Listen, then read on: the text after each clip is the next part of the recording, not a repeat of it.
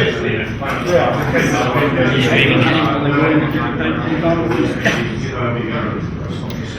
right, ladies and gentlemen, take your seats. We're going to get started now. So, thanks for the patience during the AGM, and we're going to get on to the meat and potatoes of the meeting now. So, this is our schedule for the rest of the evening. It's been a pretty interesting month, so we're going to go into it. So, what I thought I'd do, sorry, just for the bit of housekeeping. Our monthly schedule, for those who don't know, is the fourth Monday of each month, apart from December. So, we still haven't worked out what we're going to do in December. But we normally have a special event like a tribute night or something of those sorts. So, keep an eye out on your email or social media to let you know what's happening there. So, we're just telling the AGM, so that's good. So now, I'm just going to try to give you a quick overview of countdown in the Australian Space Agency. Now, I'll apologise in advance, it's possibly not 100% accurate. I had to delete a lot of stuff and skip over a lot of stuff just for the brevity of it, but I'm going to whiz through it. I'm not going to read every line, but I thought I'd try to give you a bit of a flavour and a feel for what the background has been. So, we started off back in the old days in Woomera in 47, and kind of the 50s was used largely by the UK. The Australian Sounding Rocket was built and set up for a long time, which is interesting. And we signed on to the UN Committee on the Peace we used to do. In the 60s, big more acceleration of activity there, and some of the tracking stations came on board. The parks were in Swanston, etc. Once again, I'm not going to read everything. In 65, Tidbinbilla was opened. We'll hear more about that later. Mid-60s, we really started pursuing the use of space, and various stations were opened, treaties were signed.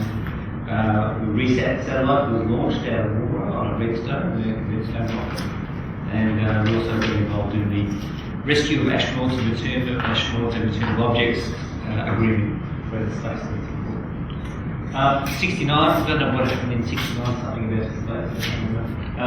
So yeah, Parks and Honeysuckle Creek were pretty instrumental in bringing TV and voice to the world, including Neil's state was stepping on the moon. So it was a big event. 50 years next year, for those of you who were alive then.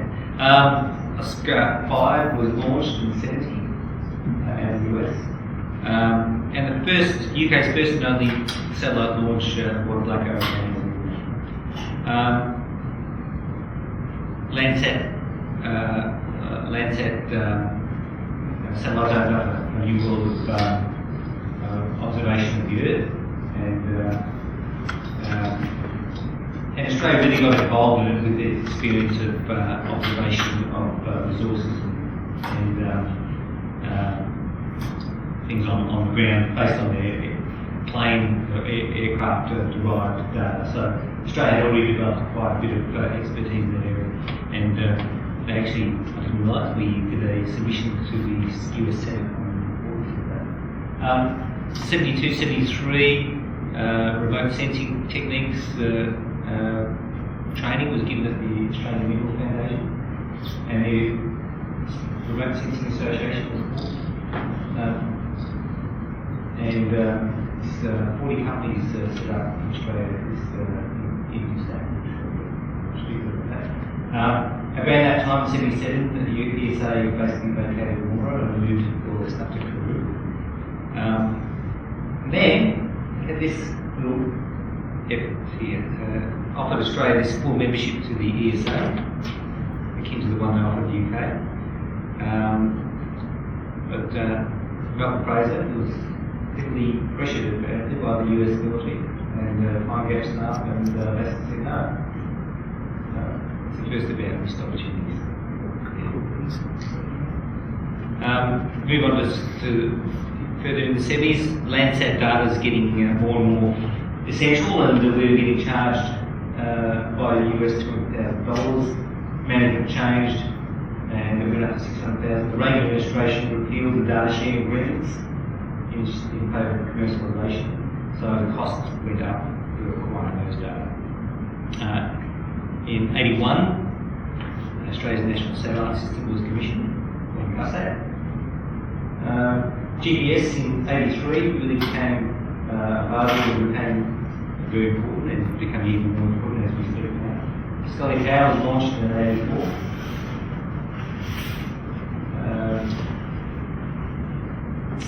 Federal Minister of Science invited the Australian Academy of Technology and Science to propose a set of goals in Australia. So this is where the start of a little bit of activity in the government side started, but as you'll see, it bounces around and a whole lot to start really happen. I'll let you read all that. I don't really need to go into time. Yell out if you see anything interesting you want to comment on. 86, 87, the Queensland Government commissioned a feasibility study for launch site in Cape York. Basically that apart from a few documents. In 89, the European Space Agency approached Australia again and made another offer of associate membership akin to the one established with Canada. Basically, the agreement was like Canada, 1-to-1 return on money and contributions. The response was thoroughly botched. This is commentary about it on the website. And Hawke was again pressured not to go with it, so we said no. Moving on to the 90s. So the Landsat and NOAA satellites, etc., became more and more important to us. We were recognised internationally as a highly professional provider of ground support. The Essington Group formed to replace the Cape York Space Agency ceased to exist, and it was taken on space transport and launched proton rockets from Darwin.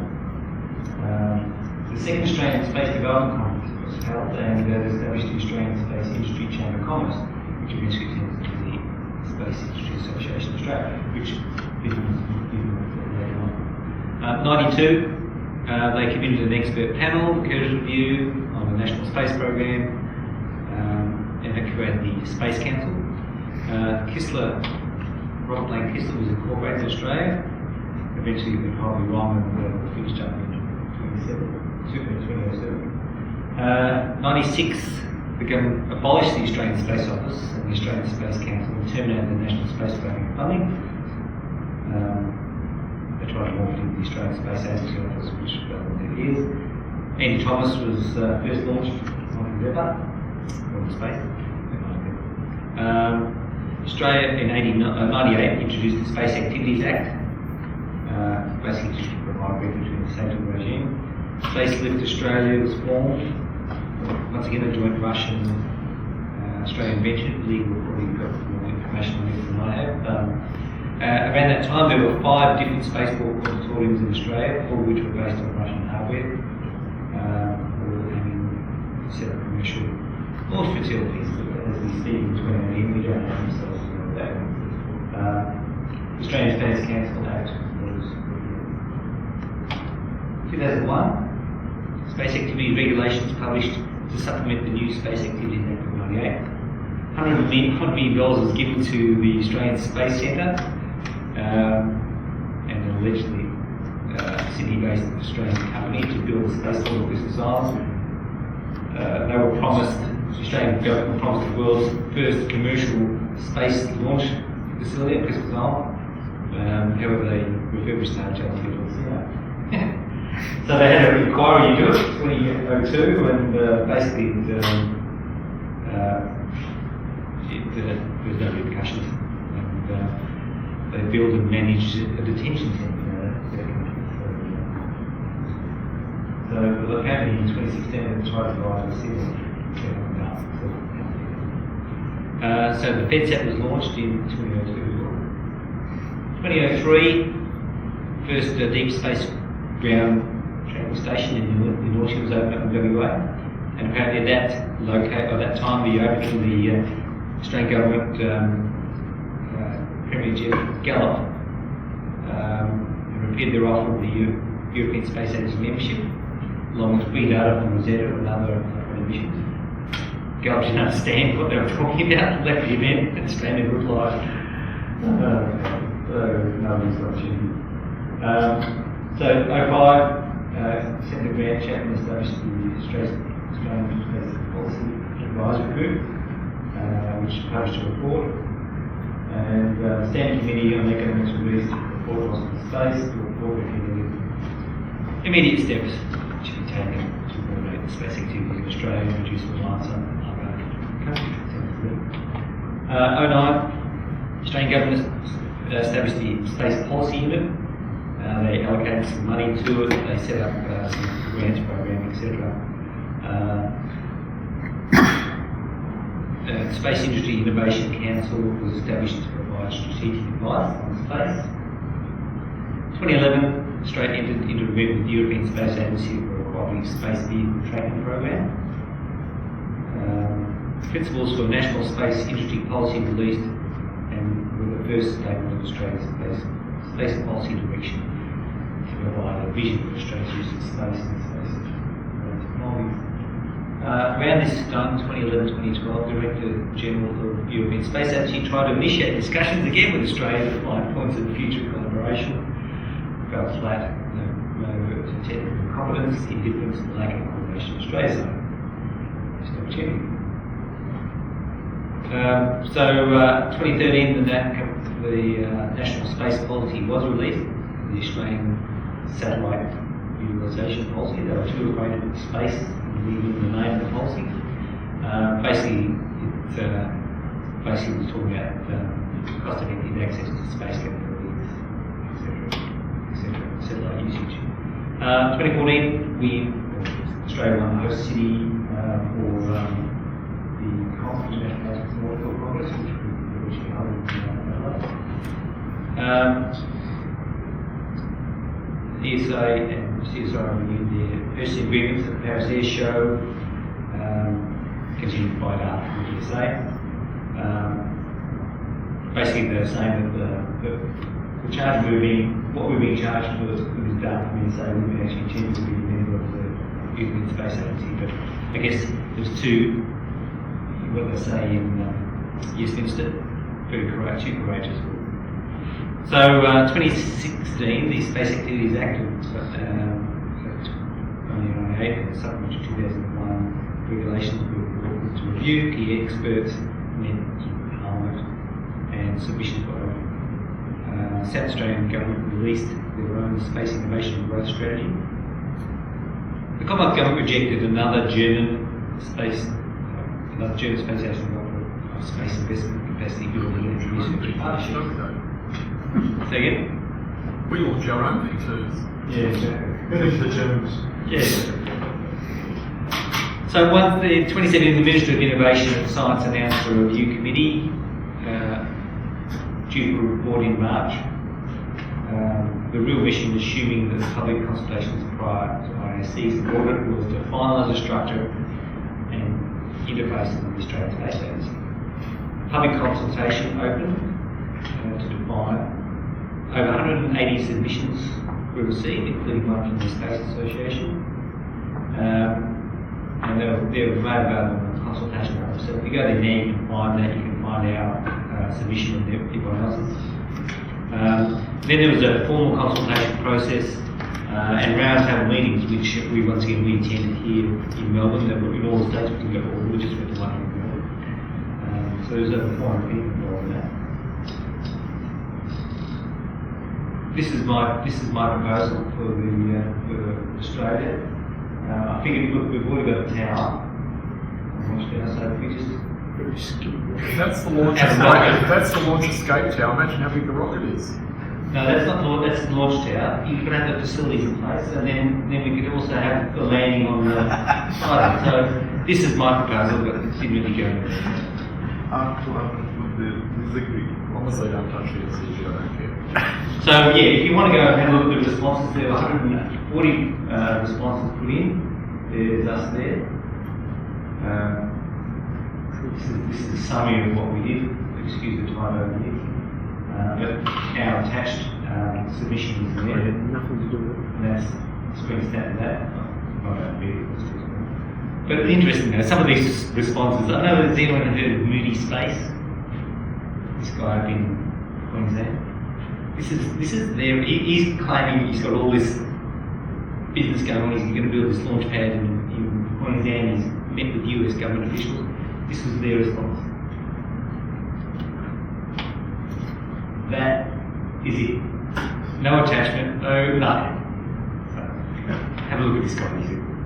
He's got a reputation. Anyway, moving on. It's probably the only one the government understood. Space, launch pad. So basically, the response was quite overwhelming to the favour agency. In fact, the public consultation part that we went to, Andrew and I, they said, look, essentially between the lines, they said, don't worry about recommending an agency because it's going to happen. They wanted to talk about what the agency would do, that's essentially what the message was. So it was very encouraging. So in September of last year, they had the International Aeronautical Congress, and Simon Birmingham announced that we're going to have a federal space agency. And there's a huge applause around the conference. 2018, the budget, you're probably familiar with the details, which happened just recently. Haley Cash announced some of the details. Basically, the commencement date will be July 1. Initially, we located in Canberra, then Dr. Megan Clark, who actually chaired the review policy and took the recommendations of the Space Industry Association white paper. She's going to be heading it for at least the first year, so I think she's a great choice. She's well versed on the information. I think it's very positive. The good thing about it is it's bipartisan. There's really been no political objections. So, Neither side understands it. so Neither side understands it. So basically what they did, they released the responses, and they also released this document, which was basically the government's response to the recommendations in the white paper. Now it's quite a relatively big document. I've distilled it down to sort of, I think there's 9 key recommendations, and the response, this is the formal government response to those recommendations. I've edited it down. They're actually a bit longer and more 45 than what I've put up here, but I just want to give you a feel for what it is. Once again, the document is available on the government's website there. It all looks very positive. And obviously, well, a lot of work to go still, but I think this is really positive here. The government extends existing partnerships and three-level agreements and establishes new partnerships to increase participation. So we're hoping, a lot of us hoping that European Space Agency invitation is still there, and maybe we can avail ourselves of it. So, sounds good. Once again, I won't read yourself, and as I say, all the documentation is on the website. So there's a couple of questions. Yes, a question about where it might be located. As I've indicated, the office will initially be in Canberra, but let's start a whole lot of lobbying by different states for the thing to be based there. So South Australian government, Western Australian government, New South Wales government's got still Paul's got the power on board to try and trumpet it there. Northern Territory is best interest. Haven't really heard much about Victoria. I don't know anyone else knows,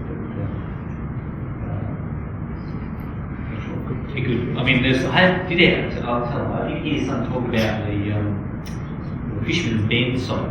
There's guys talking about maybe there's like a high-tech IT type site. So there's some talk about whether the agency or some of the functions of the agency might locate in there.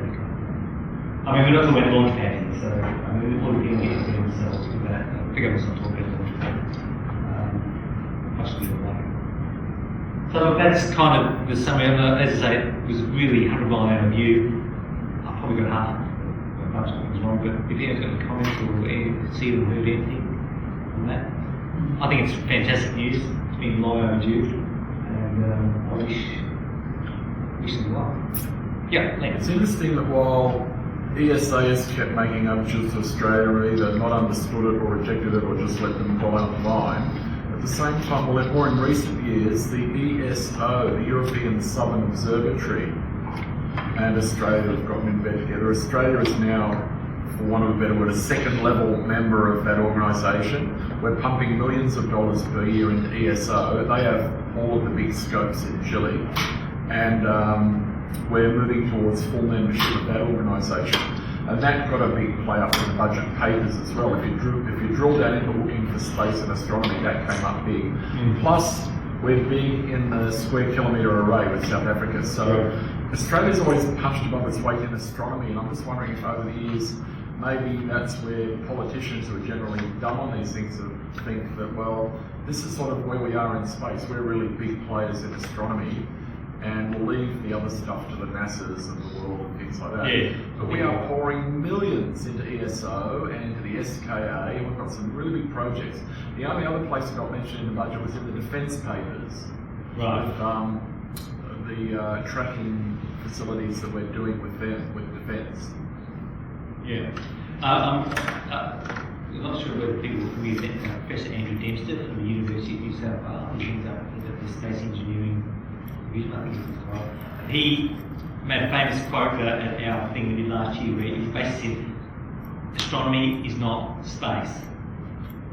It's a different subject in the sense of, as you say, astronomy, observing, whatever, that's not space in the sense of rockets, satellites, that type of thing. So I think you're right. I think it's an ignorance on the government's part. Well, space, we do space already, what's the problem? That's not what we're talking about here with this agency. So let's hope to move the discussion forward. And as I'm encouraged by the fact that there's been no, Brett Biddington always used to go on about, they'll be drawing pictures of Melbourne Turnbull in a spacesuit and deriding him on tabloid media. Well, that hasn't happened. I think the subject's moved on. I think people get a little bit more knowledgeable about how important space is in their life. Yeah, Brett worked actively against the space agency for a long time because he kept saying it will never happen because of this thing he called the giggle factor, which is what you described. But that just hasn't happened. It hasn't. No.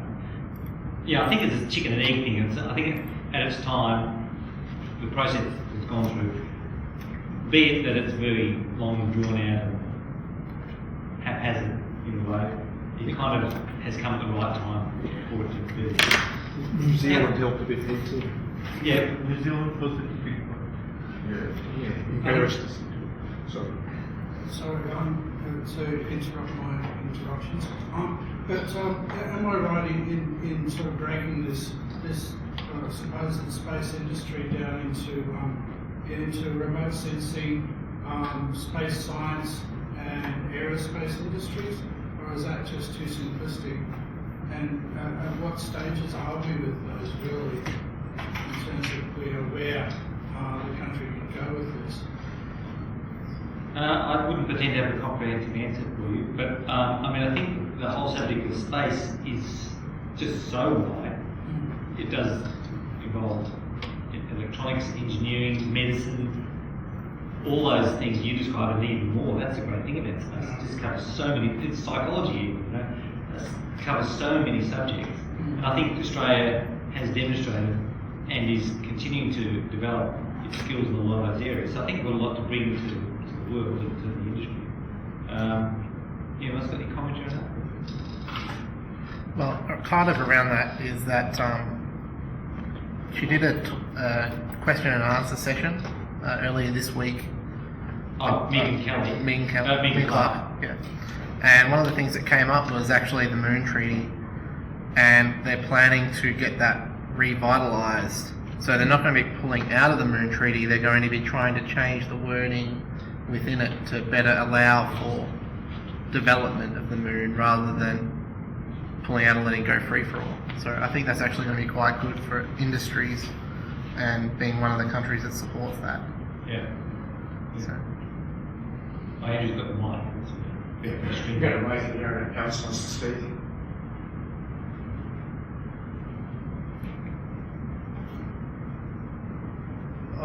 I've raised this before as a comment a couple of years ago, a similar discussion we had, but I think for us to really, the history has shown that we're not very good at space in terms of the government taking it seriously and working at a high level and doing something with it, so that there's a very real chance that the space agency may turn into nothing.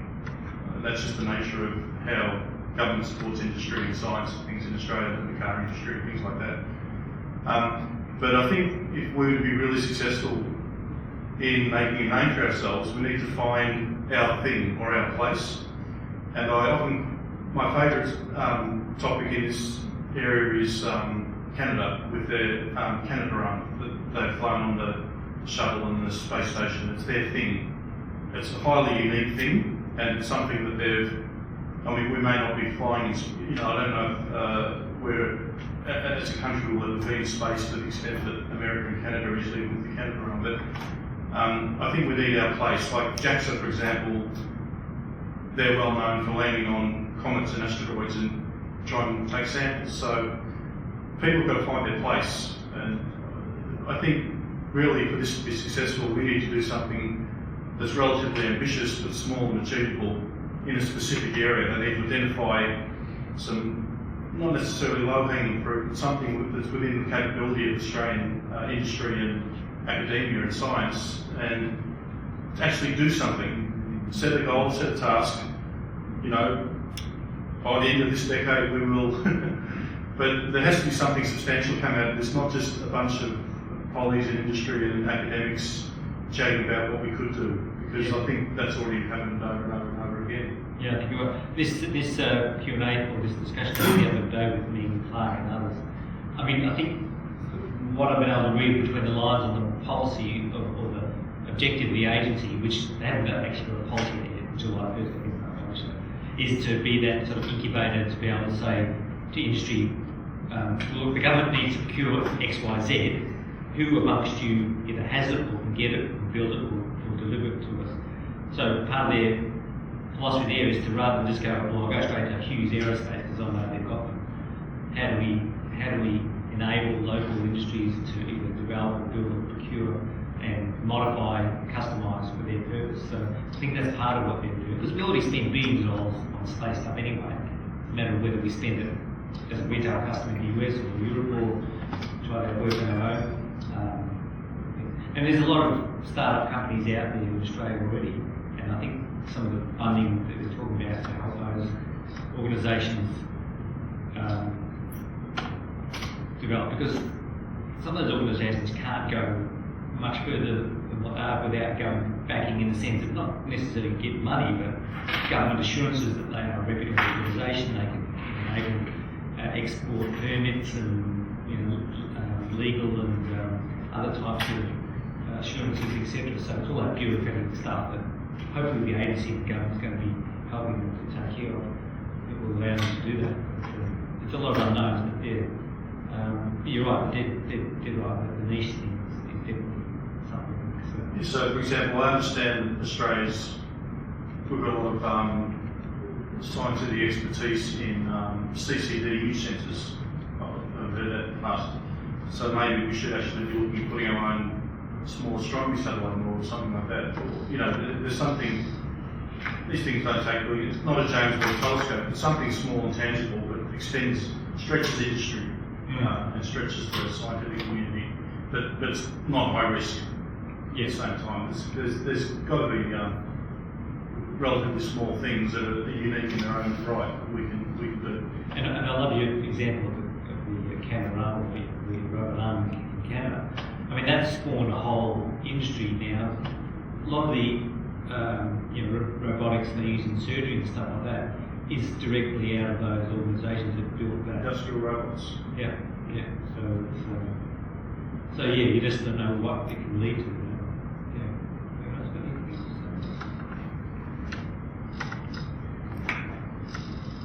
If you look in the Age newspaper for Wednesday last week, they had an editorial and it addressed that big question mark issue. And it's quite a sympathetic editorial, I thought. So that's the main editorial in the Age newspaper last Wednesday. Also, on Robin Williams' Science Show, there was a schoolgirl, I think she was aged about 15. 16. How much? 16. Okay. And she interviewed Megan Clark. Megan Clark? Yes. Yeah, Megan Clark, sorry. I've got other Megans in my mind at the moment. Megan Clark, about her job and the role of the space agency. So you might want to look that up on the Radio National website. see. So actually, what did that editorial say about that? I mean, obviously it was discussion about the agency in Australia, in Victoria. What did they say? Give us a summary of what the editorial said. From my recollection, I only haven't read the article once quickly, was that they said that different states had different claims, as you have indicated there, but that Victoria had a very strong case to make. Didn't say we'd made it, just said that we could make a good case for it. Fantastic. Well, let's hope that turns into something. Actually, there's a state election coming up. Is it this year or next year? This year, the state election. Victorian state? Yeah. November this year. November this year, there you go. Get out there. We could call it the East-West space side. Oh, God, yeah. Yeah, the East-West tunnel space side. All right, well, look, we are moving well ahead of our schedule, so well done, everyone. We banged on about this quite a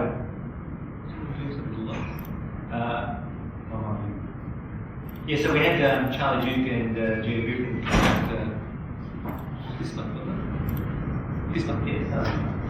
So that was a big night here in Melbourne and around the country. Hopefully, how many went and saw that? Most people? A lot of people? Yeah. Fair few people. That was a great night, and once again, Charlie's now one of only 4 running live. Very nice thing to do to go and see. And Judy was great too. So we, as I kind of mentioned over and over, we did partner with the producers of that show, and as a result, we were given some tickets for that show across the country, which we then turned into a membership drive, which benefited both members and also the association by helping encouraging people to join up, which has been great. So we actually got 14 new members join up over that period of time. So part of what we do is obviously have our meetings and our radio shows, but we've got members in the States, so that's part of the reason why we do the streaming, the live streaming, so that members can derive value out of the association remotely. And we're going to continue to do that. I think, once again, Ashley really enjoyed it. Peter? Yep. It's finished on saying about that, but I've got one thing to add to it. Sure. Just a few snaps here of the event for those who weren't there. This is our Space Association astronaut that was talking to the guests. So it was a great night at the Astor. There was the beautiful venue and the people that came along. As one of the producers of the show came out on the stage specifically for this night. He didn't go the rest of the tour, and he was absolutely blown away. In fact, Andrew spent a full day with these days when he was with Sanctuary and did a radio interview. And if you want to go to the Space Association website, you can find links to the space show and actually listen to those interviews if you want as well. And as a result of the work that we did as an organisation and a committee, we actually got invited to do a meet and greet with Charlie and Jerry. So it was us, and we gave them a gift of the cage. So everyone was very happy with that. Although some people were quite excited about it on the night. Alright, so with that, I'm going to hand over to Space News. And Michael ready? Oh, Andrew. Andrew. Yep. Okay.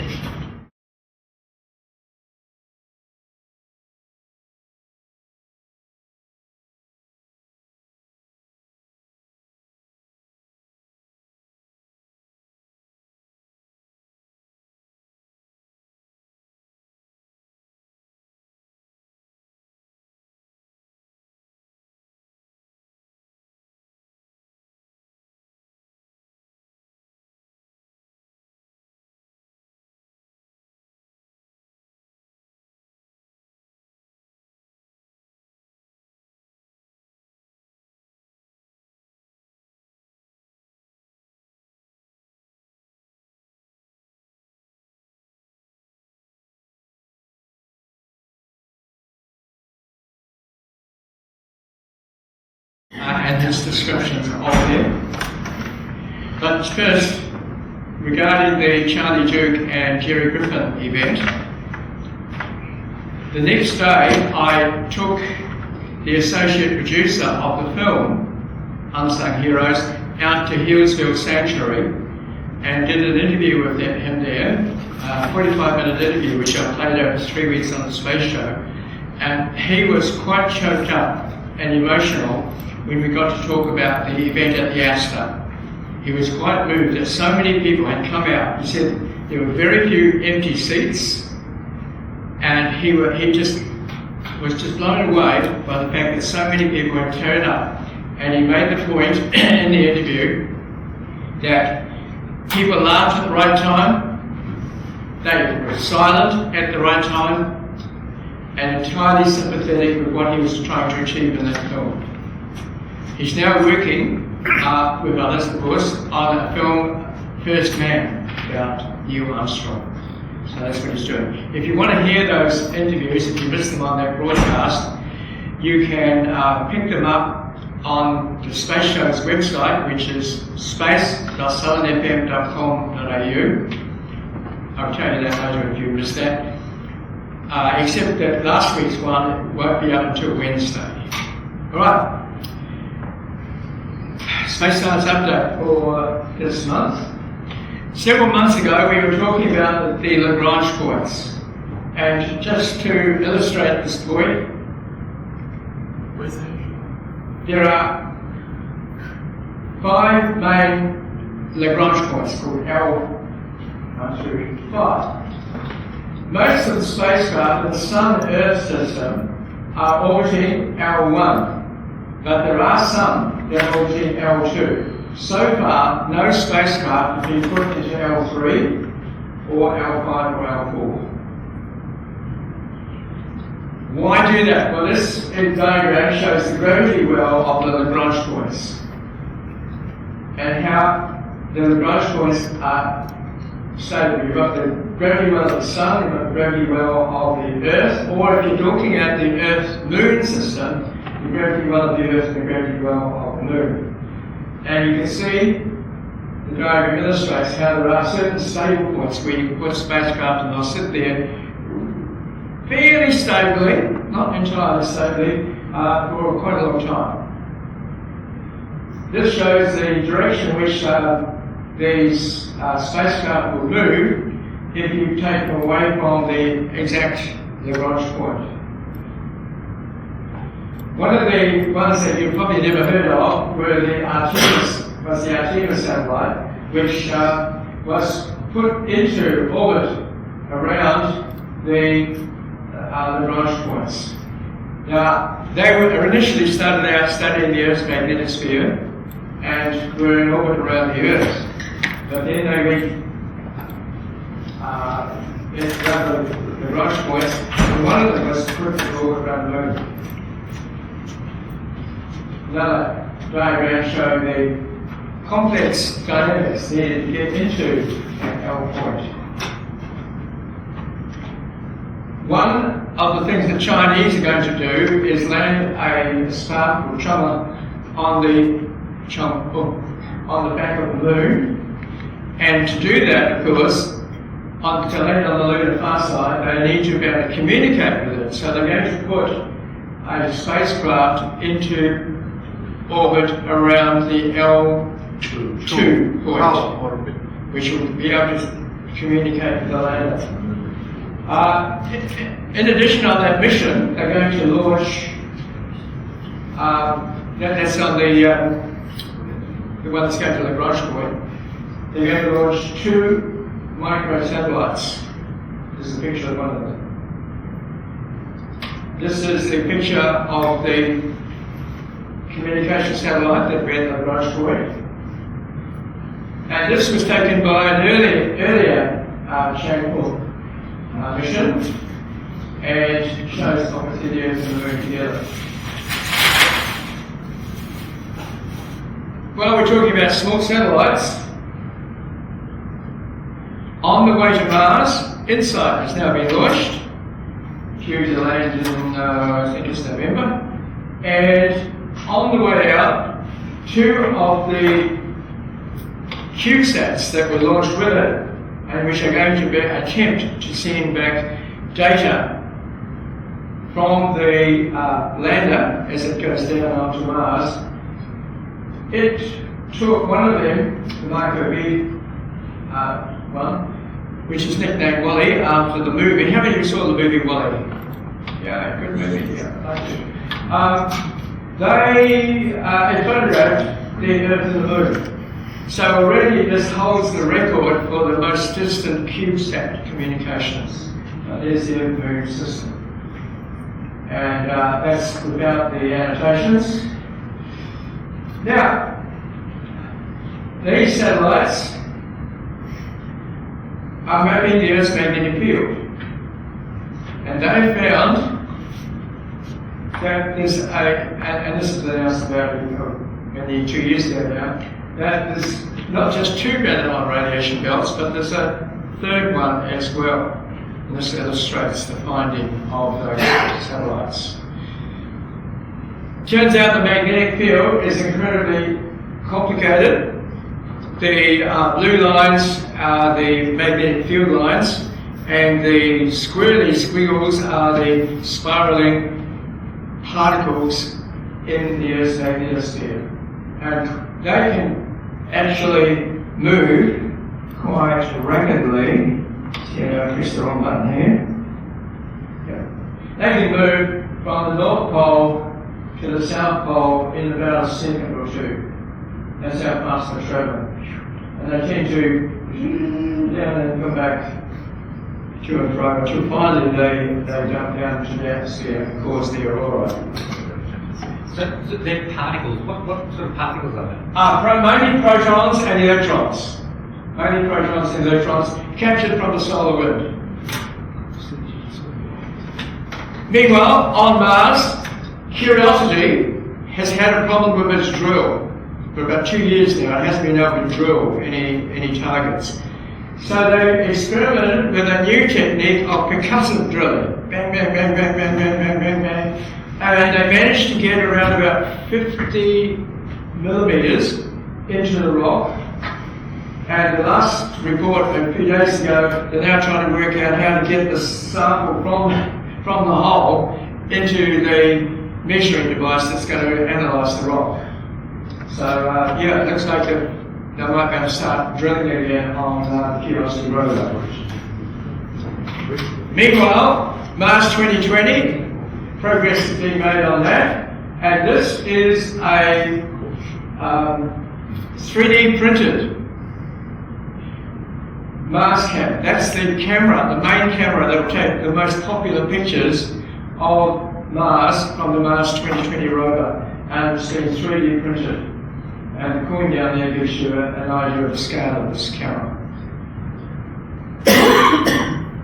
Of course, you almost all have heard about the Mars helicopter, which may fly on the Mars 2020 rover. They've been testing it in a vacuum chamber down at Mars pressure, if not temperature, and it seems to work all right. So, and it's nice little animation which I want to show you, which shows it zipping around Mars real quick, which I don't believe a word of it, or a picture of it. But anyway, the idea is that they'll be able to go out a little way from the Mars 2020 lander. Galileo, you remember that? Not the man, the spacecraft. Well, Galileo, and I don't mean the European navigation satellites, the Galileo, in orbit around Jupiter, made several flybys past Europa. Well, they've reanalyzed the data and they found out that an anomaly which they couldn't explain at the time, they've now reinterpreted. Galileo flew through a plume erupting out of Europa. Now, when the plumes were announced as a result of the Hubble Space Telescope studies recently, as last year, Fran Bagenal, who's been on space things since Voyager and has been on New Horizons and so on, not literally on it, but you know, on the science team. She said, no, she didn't believe it. Well, it looks like it's true, because they reinterpreted the Galileo data, and it's now fairly certain that Galileo actually flew through one of the plumes. And there's a whole, they call it Google type news conference they have these days, and there's a whole hour discussing the results and the evidence for it. Meanwhile, Juno is in orbit around Jupiter and is taking nice pictures with the Juno cam, which was just basically for amateurs to look at, and it turns out that they're finding out all sorts of astonishing things, and the scientists on the mission team now realise what citizen science can do. The citizen scientists or amateur, a lot of these are professional people in the photography world and the digital imaging world, and they take these pictures and they enhance them in ways that the NASA scientists would never have thought of. So there's one, and here's another example, the Great Red Spot, and new details about that. There's lovely animation based on this photo and a few others, where they take it down inside the red spot and show you what it's like, would be like inside before you come back home again. Okay, just a few quick pictures of Ceres. Some of the recent pictures that have been taken. The Dawn spacecraft is now in a very low orbit around Ceres, the dwarf planet, which lies between Mars and Jupiter. And I think that was it. Yeah. How are we going on time? Good. Lengthy. Okay. Because I just had. Thanks. Get me back to the HTML pages, then we'll go to the deep. Okay. Now, just very quickly, back to the. Most people pronounce that as Chang'e. No, don't do them. Okay, yeah, that's what it's going to do, and then move across.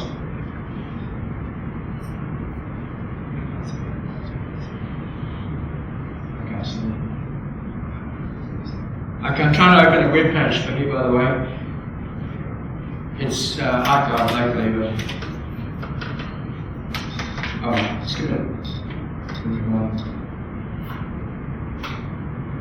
Okay.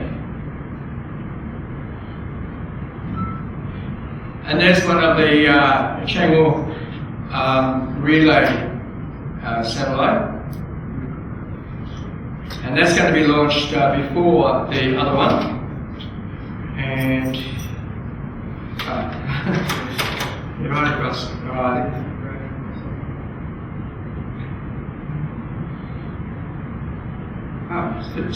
And here's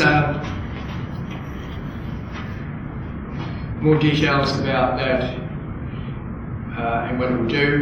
And we don't have time to discuss in detail. I've shown you the picture already. And the lander will look something like that, except that it's a channel 3. Right, let's go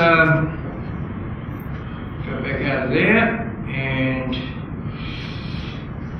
just quickly a movie, and then we'll be into the Alan Bean stuff.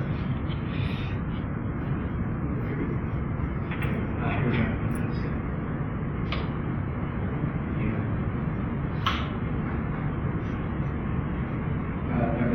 It's going to show this movie. So let's kill that. And mouse is stuck. Thanks. Give me that one there.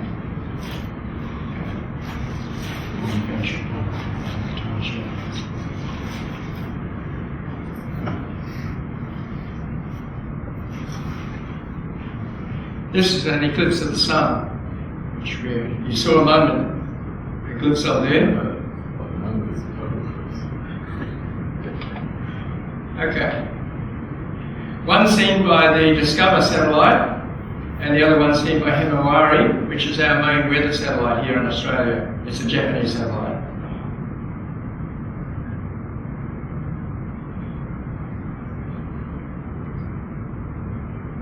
Well, we'll go into this one. Okay. Now, this is from the. I can't hold it up in the dark. It's from the movie For All Mankind by RMIT, and one of the supplementaries on the Laserdisc was an hour of Alan Bean talking about his paintings. On the DVD, which came out many years later, there is also a different take on the same thing, and some of the paintings are quite different. So, hello, I'm Alan Bean. Back in November of 1969, I was on a flight of Apollo 12. Pete Conrad, Dick Gordon, and myself, we went to the moon, landed on the ocean of storms. I became the fourth man to walk on the moon. Later in my career as an astronaut, I flew a 59-day mission, commander of Skylab Mission 3, and I retired from the space program about June of 1981 to become an artist of our frontier. In other words, an artist of this generation. I wanted to paint the things that I knew best and that my friends knew best and that we had done in this really impossible dream that Americans made come true. America wanted to go to the moon for a lot of reasons, mostly to beat the Russians, and we marshaled our best efforts, and as a result of that effort, a total of 12 people did stand on the moon, and most importantly, returned safely to Earth. And I wanted to document this great adventure. I'm shown here in my studio, which is in the living room of my home, and I work on paintings there. Actually, I began to paint when I was a test pilot some 27 years ago. I was interested in art all my life. Even though I didn't take any courses, I was an aeronautical engineer in college, University of Texas. But I had some free time after testing airplanes for the Navy during the day. Back in those days, I enrolled in an art school, St. Mary's University up in Maryland. So at night I'd work on paintings, and the day I would test airplanes for the Navy, and really enjoyed it. And down through the years, as I was selected as an astronaut, when I wasn't really training hard for a mission, well then I would take courses in art. So I've studied with a lot of instructors at a lot of different schools, and along about 1979, I was trying to decide whether I wanted to stay and fly the space shuttle, or just what to do with the next few years of my life. And I began to realize that I had experienced incredible adventure, and maybe the adventure of this century, I'm not sure. But there were a lot of people in the space program in the astronaut corps that could fly the space shuttle as good as I could or better. But there was nobody there interested in documenting artistically the first visit to another world that humans have ever experienced. And I felt that hundreds of years from now, people will want to know how it was in the beginning. And they'll have movies, which will be wonderful, and television, which is great, and still photography. We took a lot of that, was wonderful. But the event was so incredibly important in the total history of mankind that it needs to be documented in every way possible. And so I thought, this is what I should do.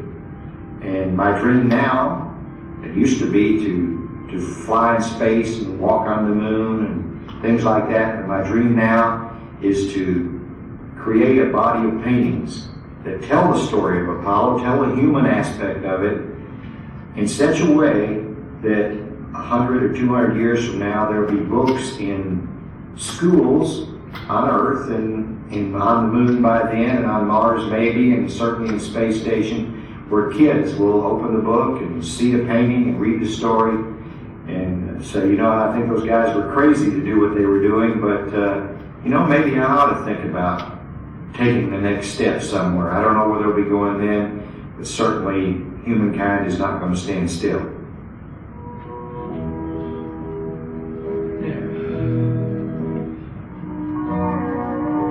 Now, I can thoroughly recommend the DVD for mankind. It's only been shown in Australia twice, as far as I'm aware, once in Cremorne and Sydney, and after many years of begging, I got angry to show it as well. Now, we haven't got time to show, obviously, the hour or so of these, my first step. but just a couple. The ladder is I step off the landing pad and I'm trying to get my balance here. On the moon, the gravity is less than it is here on Earth, approximately. And on Earth, I weighed about 150. Pack weight 80 pounds. So when I practiced on Earth in this outfit, I would weigh 300 pounds walking around. Here at the moon, and I would really weigh only 50 pounds.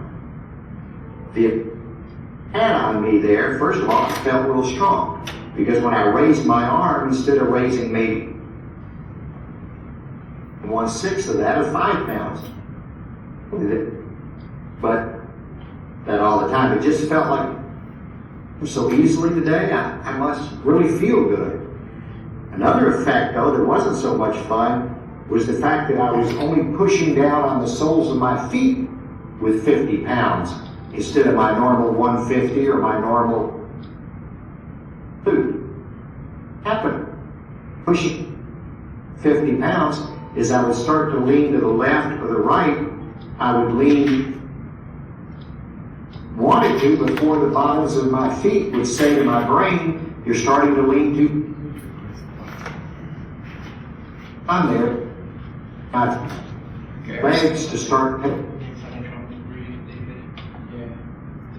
they're in close, falling over. I'm not. Obviously, that's not playing as it should. My feet. Yeah, let's just get out of that one and do one more and then we'll be finished, I think.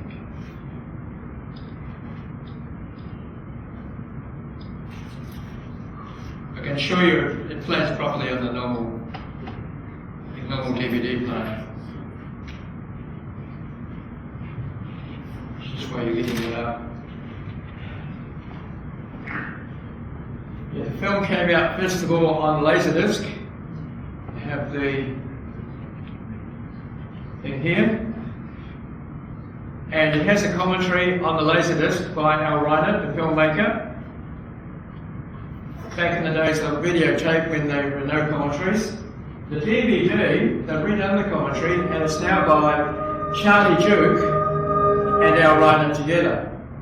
And they've taken the 1 hour thing with the pictures, the paintings of the moon, and they have broken it up into picture by picture and added some new ones that he'd done since the DVD, since the Laserdisc was made. I have here on display as well, you can see afterwards, Alan Bean's book of his paintings. Okay. So I think we'll call it a night for that. I'll just give it one try.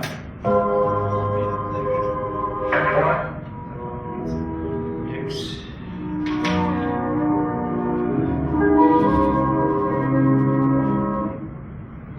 This painting is titled Pete and Me. And when I look at it, I take a peek because of all the astronauts I ever, all-time favorite, I think he was the best ever. Because he always seemed to, he just had the instinct. Yeah, the DVD is not very heavy on that particular computer. So we'll leave it at that and we've got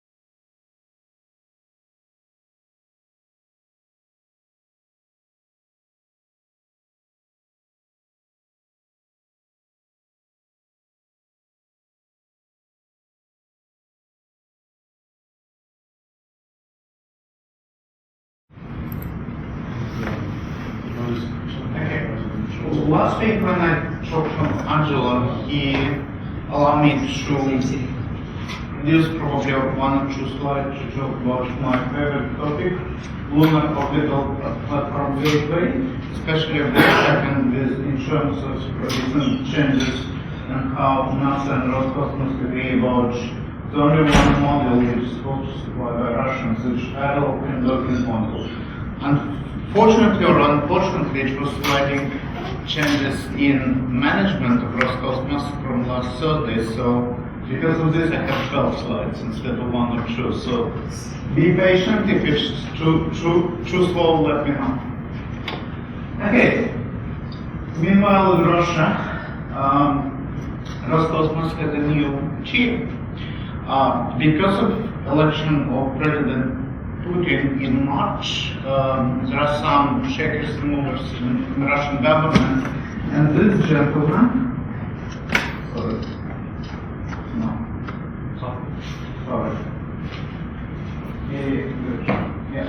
this gentleman, which is probably not known by most of you, otherwise known as Mr. Chamberlain, he suggested that NASA astronaut has to get to International Space Station not by Soyuz rockets, but by Chamberlain.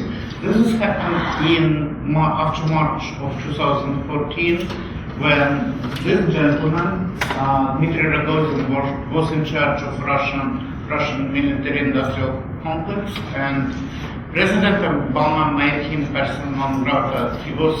It's quite amazing situation.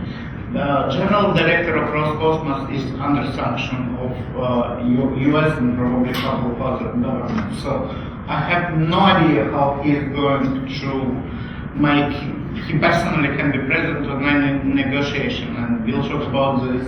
It seems to be like his deputy on international affair or his deputy on MENA program probably would have more weight on this negotiation than Mr. Rogozin himself. In any case, he was the deputy prime minister of Russia. Now he is in charge of Roscosmos. From his political career point of view, it's a huge downfall. As a result, previous head of Roscosmos, Igor Komarov, his team is out, so it should be probably another 3 or 6 months of shifting landscape across Russian Space Agency, which doesn't increase productivity or doing anything productive. To give him a credit, he decided to build a quite strong team. This guy, Nikolai Sebastianov, please don't mix up with the died quite a while ago cosmonaut Vitaly Sebastianov, who flew quite long-term missions. He was president of Rocket and Space Corporation Energia. Ironically, he has been sacked for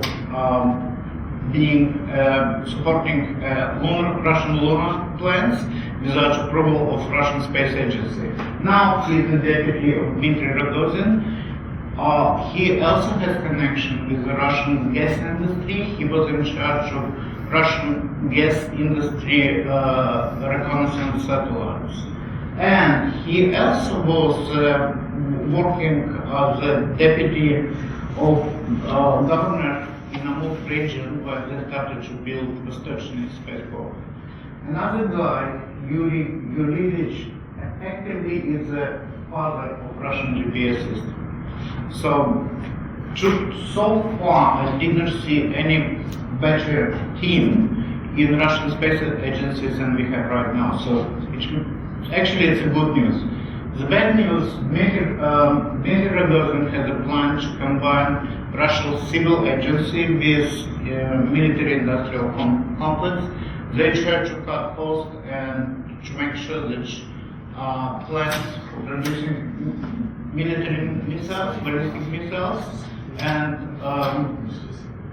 company which producing civil production would work as a one single corporation. So we expect Cold War 2.0 in terms of mass production of weapons. Okay, moving on. Sorry. It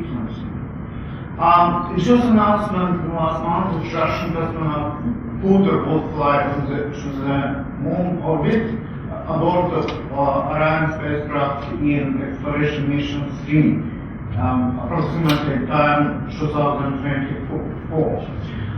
Why they need Russian astronauts on this mission?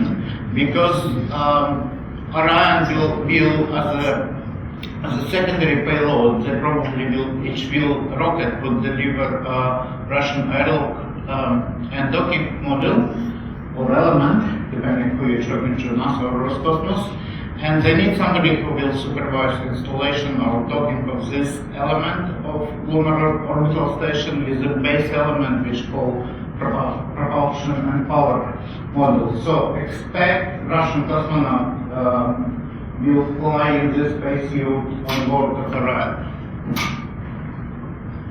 And if you ask me which Russian cosmonaut, by prediction of Andrew Shaw, no, it's not the Lev Andropov from movie Armageddon.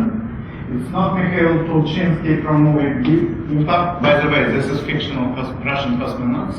They're not real. Not even my favorite Sergei Krikalev didn't have which lost his flying status in 2007.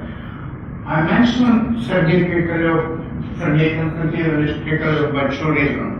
The guy is vice president of Energia, which is a major managed exploration contractor. He also in charge of manned piloted program in Roscosmos agency. So even he wouldn't fly himself, he definitely would be a person who endorsed who will fly. My answer on this question, just watch for civil flight engineers who would have at least experience of working twice in outer space on EVA missions. I don't know which can be, but it's very easy to calculate. Russian Space Corps not quite a big comparing with the NASA. And Lev Andropov probably is most famous for his ferret hat, but he flies on the Mir station.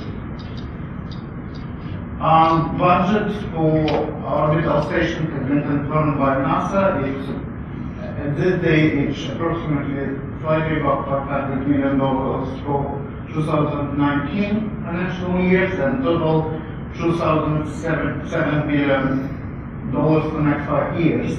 This kind of money, people actually cannot stay permanently on lunar orbit. We're talking about visiting man-tended station or facility when maximum duration of stay by group of probably 4 people wouldn't exceed 1 month. Even in order to extend this, you have to develop a reliable transportation system with something similar which happened now with International Space Station.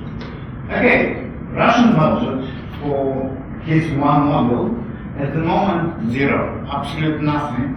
According to the major document which is called Federal Space Program for 2006 Connect Decade, 2016-2025, there are no mention of Russian models, there are no mention of Russian or international lunar orbital stations. So they have quite limited number of choices really. Rocket Space Preparation and Energy could choose to foot this bill by doing like self-funding in hopes that Roscosmos will eventually pay the debt. But it's a very brave step because they actually have to self-fund all endeavors. Russian could sell the empty third seat on Soyuz spacecraft, and the price tag $70-80 million. It's actually quite easy to collect money, probably after 5 or 6 missions for this relatively small model. And the reason the last chance is this is what Russians hoping for. If you remember what happened with ISS, the first Russian model, Zarya, it actually was built by Kronichev and some parts from Energia, but in reality it's owned by Boeing. So it was quite interesting situation. When Russians always threatened to undock something from ISS. They weren't able they could undock Zvezda model and some small models, but they never ever would be legally able to undock the REA, which is actually a base model of International Space Station. And this is illustration from unparalleled dark side, what is the evolution of air and dock model look like. This was before 2018, this is probably the most recent configuration, but this is not final configuration. There are no technical specifications because there is a huge battle in technology and interfaces happening at the moment because American side insists of introducing of US standards. What happened on ISS, each side developed hardware with their own standards, and after that they agree. They have an agreement on interfaces. This is not the case yet for Lunar Orbital Station.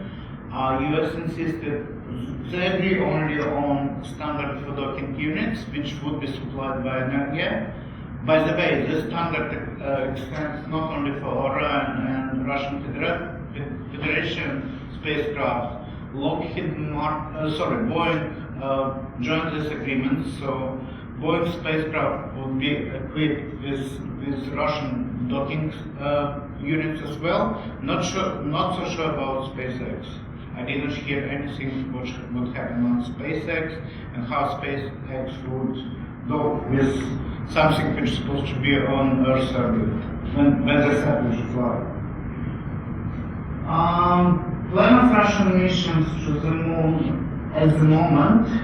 Until 2027, they don't have a transportation system to bring spacecraft to the lunar orbit or to make a lunar landing. So, in 2027, they plan to mission one manned, which bring the spacecraft called Federatia now. The former name, the maiden name is PTKL. It stands for Manned Transportation Spacecraft Lunar Mission. So in 2027, according to the plan, these two missions will be docked to a lunar orbital station, obviously subject to which would be existing around the moon. In 2028, they plan manned mission to the same station by using standard super heavy launch vehicle, probably similar to SLS. Because this rocket will be much smaller, these numbers 3K, 6K indicate how many base modules on the first stage. So 3K probably will have capability twice less than 6K, Energia 6K. And according to their ambitious plan, they will perform unmanned moon landing and launch on Energia 6K in preparation to boots on the ground in 2030. I don't know how optimistic or pessimistic these plans. They're still plans at the moment. Russia doesn't have a rocket, Russia doesn't have a lander.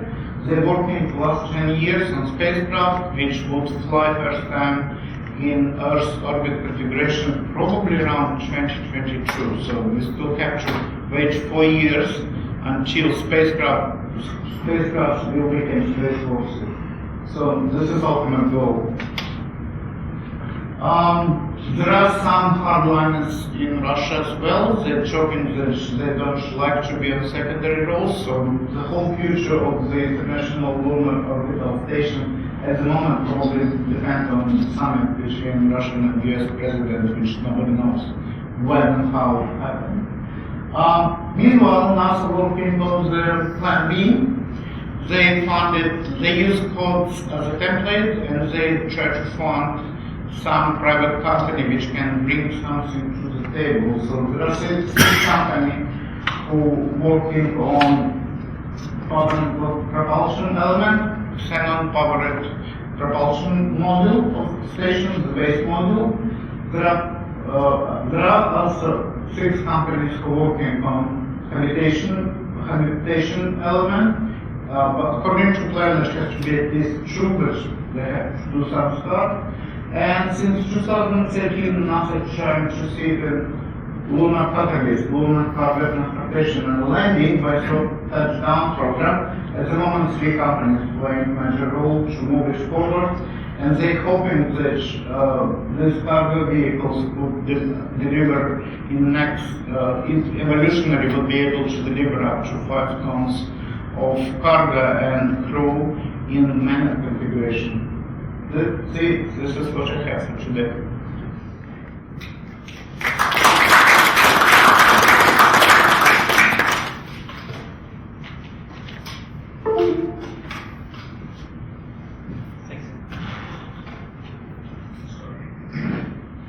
Okay, so that's the end of the program at this stage. So for the first time ever, we've finished a little bit early. So thank you for coming tonight. I'm not sure what's happening next month. Michael, our meeting planner, is not here tonight. He's working on things, but hope you enjoyed tonight. Exciting times ahead. We'll no doubt have a good meeting for you next month. If you've got any suggestions or any offers or people you know that might be interested in coming on and talk to us, we're always open to that. Any feedback on the venue, what's happening, and what you'd like to see, what you don't like to see, drop us an email or just call or have a chat with me later on. Feel free to have something to read, etc. I would ask if you could sort of clean up after yourself or weekend rubbish or things on the benches. But we do have to be out of the room by 9 p.m, which is in about 12 minutes. So with that, thank you very much, and thank you all the contributors and Ashley and all the IT. Thanks.